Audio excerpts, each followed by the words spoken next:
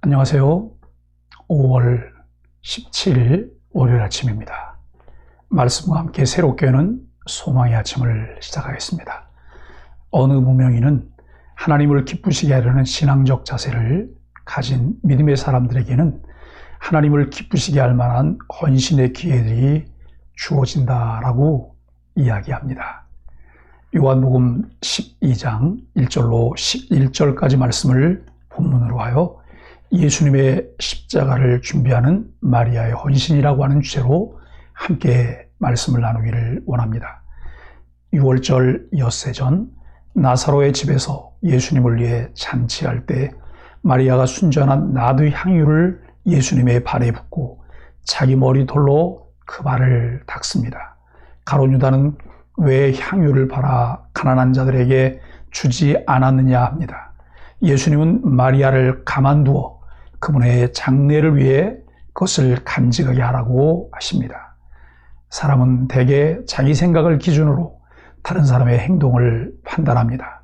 나사로를 살려주신 것에 대한 감사로 잔치를 베푸는 자리에서 마리아는 예수님의 발에 당시 노동자 1년치 임금에 해당하는 값비싼 향유를 붓습니다. 이에 가룟 유다는 그 비용을 가난한 사람들을 위해 사용하지 않았다며 마리아의 행위를 허위로 규정짓습니다. 그는 겉으로는 이렇듯 공리를 내세웠지만 그의 숨은 의도는 자신의 주머니를 채우는 것이었습니다. 가룟 유다의 항변에서 우리는 두 가지 중요한 것을 발견해야 합니다. 첫째, 유다가 공리를 내세우지만 자신을 위한 의도가 있다는 것을 주목해 보아야 합니다. 둘째, 가난한 자들과 소외된 자들에게 대한 관심은 그리스도인들에게 당연한 것이지만 예수님의 대속적 죽음이라는 차원에 비하면 부차적입니다. 그와 같은 것들을 넓게 보며 인식하는 것은 주의 나라를 위해 살아가는 그리스도인들에게는 꼭 필요한 안목입니다. 중요한 것은 마리아가 향유를 부은 시점입니다. 시신에 바르는 향유를 십자가 사건 일주일 전에 예수님께 부은 행위는 예수님의 죽음과 장례를 미리 보여준다는 점에서 매우 의미 있고 고귀한 것입니다. 성도는 다른 사람의 선한 행위를 쉽게 판단해 오해하거나 정죄하지 않도록 주의해야 합니다. 예수님처럼 진리를 파악해 상황에 맞게 이해해야 합니다. 예수님께 향유를 부은 마리아의 행위가 가치 있는 이유는 무엇일까요? 상황과 의도에 맞는 판단을 하기 위해 내가 구할 것은 무엇이 있을까요? 마리아가 예수님께 값비싼 향유를 붓는 헌신은 누군가의 귀에게 따른 일이 아니었습니다. 마르다는 늘 일 중심이었지만 마리아는 예수님의 발 앞에 앉아 말씀에 귀를 기울이며 경청했던 사람입니다. 이 일로 마르다의 시기와 원망도 받았습니다. 그러나 마리아는 예수님의 십자가 죽음을 앞두고 주를 위한 가치 있고 값비싼 헌신을 하였습니다. 마리아 자신도 이 일이 그런 의미가 부여되는 가치 있는 일이라는 생각을 사전에 하지 못했습니다. 그저 늘 은혜를 사모하며 주의 말씀을 듣고 주를 사랑하는 삶을 살았는데 자신의 오라비가 예수님을 통해 다시 살아나는 기쁨에 감사하며 헌신을 하였습니다. 사전에 어느 누구와 상의를 하거나 소문을 내지 않았던 것으로 보입니다. 믿음의 사람들은 적재적소에서 꼭 필요한 때 가치 있는 헌신을 통해 하나님의 나라를 풍요하게 합니다.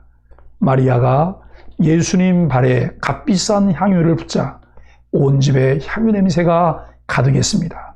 이 냄새는 무엇을 떠올리게 했을까요? 마리아처럼 예수님의 대속적 사랑을 나타내기 위해 우리 소망의 가족이 한 마음으로 할 수 있는 일이 무엇일지 나누어 봅시다. 나사로가 다시 살아난 사건은 빠르게 사람들에게 전해진 것으로 보입니다. 유대인의 큰 무리가 예수님께서 베다니에 계신 줄 알고 찾아옵니다. 예수님만 보기 위한 것이 아니라 죽은 자 가운데 살리신 나사로도 보려함이었습니다. 여기 유대인의 큰 무리는 유월절을 지키기 위해 예루살렘으로 온 각처에 흩어져 있던 유대인들로 이해할 수 있습니다. 이들은 예수님을 만나기 위해 왔다가 예수님의 기름 부음 받는 대관식의 하객이 되는 영광을 얻게 되었습니다. 이러한 광경들이 은혜롭게 진행되는 동안 대제사장들이 예수님뿐만 아니라 나사로까지도 죽이려 모의합니다. 그 이유는 나사로가 다시 살아난 사건으로 많은 유대인들이 예수님을 믿게 되었기 때문입니다. 제사장이 예수님뿐만 아니라 나사로까지 죽이려 한 이유는 무엇인가요? 주님의 특별한 은혜를 체험한 이후에 내가 주변 사람들로부터 받은 핍박은 무엇인지, 또 그것을 어떻게 극복했는지 나누어 봅시다. 사랑하는 소망의 가족 여러분, 우리는 오늘 본문을 통해 하나님께서는 그분의 계획과 시간표대로 그의 뜻대로 모든 일들을 진행하십니다. 그 과정의 필요에 따라 사람들이 사용됩니다. 늘 주의 말씀을 따라 살려는 사람들에게는 주를 기쁘시게 하려는 마음의 소원을 주셔서 그렇게 헌신하게 하시지만, 자신의 욕망과 욕심을 따라 사는 사람들은 그 욕심에 따른 선택이 결국 하나님의 뜻을 이루는 악역을 담당하게 됩니다. 내주하시는 성령님 의지하며 성령을 좇아 행하다 주의 나라와 교회를 위해 아름답게 쓰임받는 은혜가 있길 예수 그리스도의 이름으로 간절히 축복합니다. 함께 기도하겠습니다. 죄와 허물로 영원히 죽었던 우리를 살리시고 매일 삶에서 주의 말씀을 묵상하게 하시니 감사합니다. 하나님 백성으로 늘 손대접하기를 힘쓰다가 부지 중에 천사를 대접한 영광을 얻었던 아브라함처럼 늘 주를 기쁘시게 하려는 삶을 살다 마리아처럼 주의 죽음에 참여하는 헌신자가 되게 하소서. 성령을 좇아 성령으로 행하며 살게 하여 주옵소서. 예수님의 이름으로 간절히 기도합니다. 아멘.